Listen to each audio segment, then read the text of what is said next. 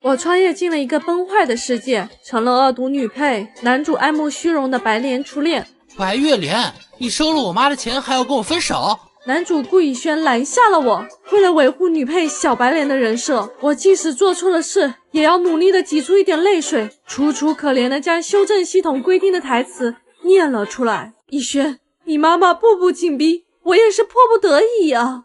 顾以轩的嘴角狠狠抽动了一下。哼，这就是他要给你1个亿，你砍价到100万的理由？1瓶可乐都不值这个价。我望向不远处小卖部货架上那标价250万的可乐，噎住了。所以这个崩坏的世界已经通货膨胀到这个程度了吗？但台词不能改，人设不能崩，剧情还要走啊！我哭喊，用尽了毕生的演技，柔弱无助。以轩，你相信我，我不是爱钱的女孩。我后来又加价到了250万，也只是为了购买可乐布，只是觉得以你的身价就该值250万。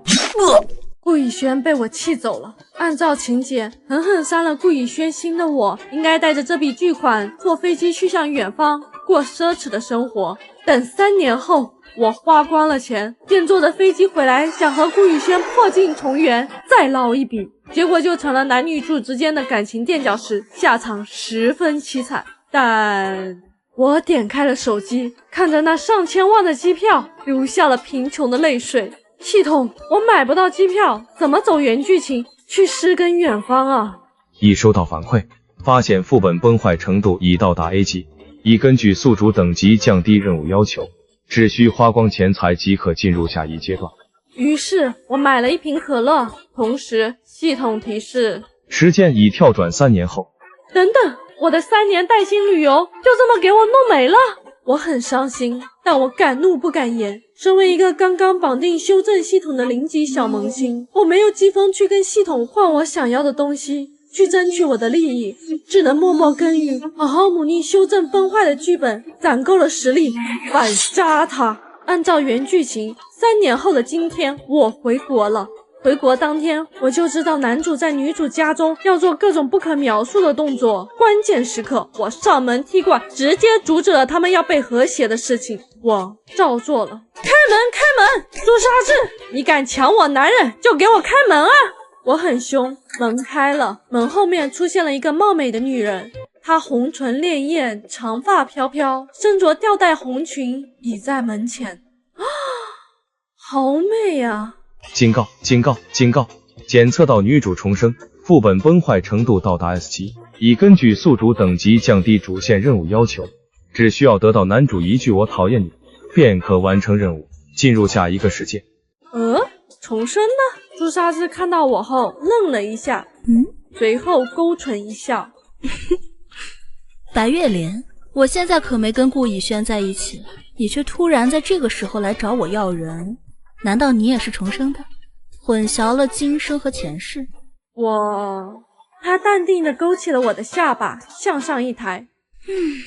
我今生不打算跟以轩在一起，趁现在他还对你有意思，你就直接把他追回来吧。咦，我有些懵，却不忘立人设。我不相信你说的话，前世你明明爱以轩爱的死去活来，活来死去，怎么可能说放弃就放弃的呢？你了？朱砂痣满不在乎道。今生啊，我要当海王啊！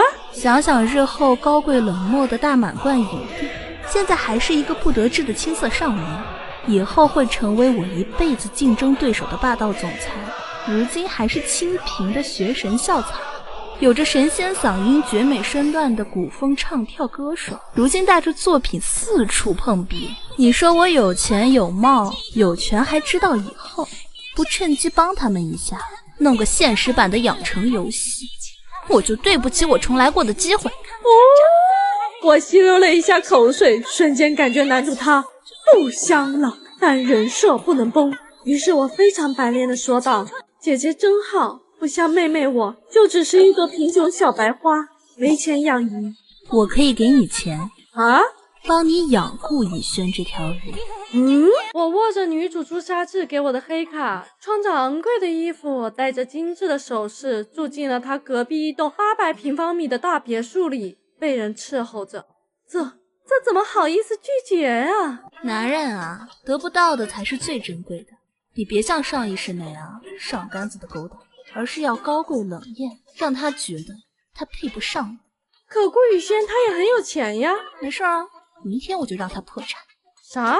第二天顾雨轩破产了，这很扯，但玄曾经约过，伟大的狗血小说不需要有逻辑。我高贵冷艳的来到了颓废顾雨轩的跟前，顾雨轩扯了扯嘴角。你是来看我笑话的吗？这时系统面板上忽然出现一句台词，那是原剧情原女配回国第一次见男主时要说的话，我必须念出来。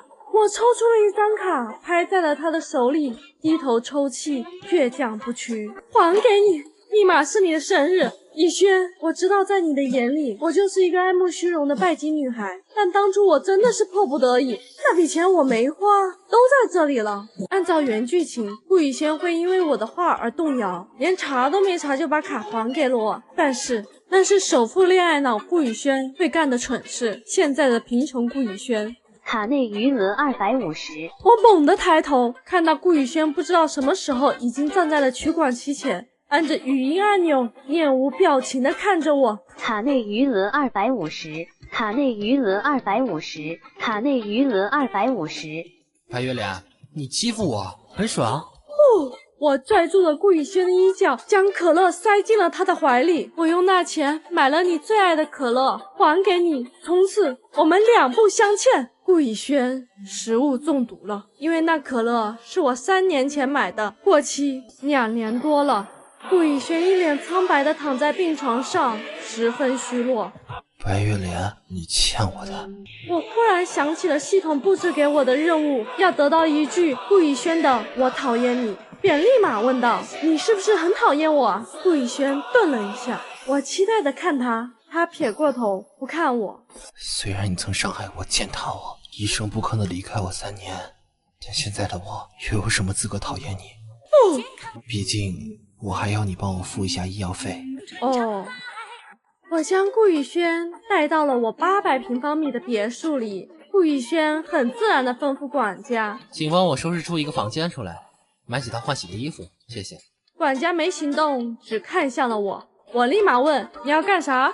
顾雨轩回头靠近我：“你不是喜欢我，想要我吗？那就帮我吧。当然，如果你不想另外给我整理一个房间住一起也行，毕竟你是金主，有权处置我，以任何方式。”我怎么好意思拒绝？但防人之心不可无。我努力控制着摇摇欲坠的智商，不放心的用系统查了查男主的性格资料，结果一片空白。怎么回事？这个世界是从男主顾以轩开始崩坏的，所以检测不到他的任何血迹。那他原本的性格呢？他原本的性格是一个恋爱脑霸道富二代，自尊心极强，十分高傲。但根据刚刚发生的事，系统感觉他的性格变成了小白脸。我感觉到了一丝丝不对劲，总觉得哪里出了问题。但很快，另一个情绪占领了高地。我摔桌，他这是要抢我人设吗？快穿界的前辈曾经说过，优秀的快穿人是精湛的表演艺术家，可以立各种人设不倒。所以，如果在一个世界里有人跟你人设重合了，别怂，甭管主角配角，直接 PK， 不是快穿人，我才是本世界最强小白脸。于是，花园里，以轩，这花花好可怜啊，虽不用风吹雨淋，却是被人放进了花盆里精心养着，失去了自由。是啊，我看着他就想起了自己。不过没关系的，脸脸，只要是你，我就算是关死在别墅里也愿意。餐厅里，我碰了一下盛汤的碗，好烫！我是不是太笨了，连汤都拉不起来？脸脸，你的手都被烫红了好可怕！我不敢见伤口，我会晕伤口的。顾雨轩捂着心口，柔柔弱弱，十分准确地晕倒在了柔软的沙发上。没一会儿，阵阵呼噜声彻响整个大厅。我去你！我推醒了他。顾雨轩，你的呼噜声吵到我了。顾雨轩悠悠转醒，无视我的话，只一脸茫然无措地看着我。莲莲，对不起，是我不够坚强，身为你的男人却不能给你包扎伤口，我真没用，不像你那么疼的小伤口都能忍受下来。哼，这戏精的男人。不过同时，我确定了一件事情，你不是顾逸轩，女主可以重生，男主自然也可以被人替换，特别是导致这世界崩溃的源头就更可疑了。顾逸轩笑了，笑得勾魂夺魄，邪气凛然，仿佛换了一个人。呀，被你看出来了。他忽然将我抵在墙壁上。啊，这标准的气泡音。我勾起红唇，因为正经的剧情原著不可能这么骚。他低笑，欢迎来到恶人区，夏妍妍，你通过了我的考核。我们被封印的记忆回笼。我忽然想起上一世和本世界第1集女主诛杀这的海王宣言，转头看向窗外，女主住的地方是姐姐吗？男人钳制住我的下巴，迫使我转头看他。我叫初代，请记住我的名字，我的新成员。他勾唇一笑，十分随意。我讨厌你。恭喜宿主完成本世界任务，正在传送至主世界。等等，那她呢？姐姐她叫什么？灵魂脱离肉体，我还没来得及说出口，便眼前一黑，坠进了黑暗里。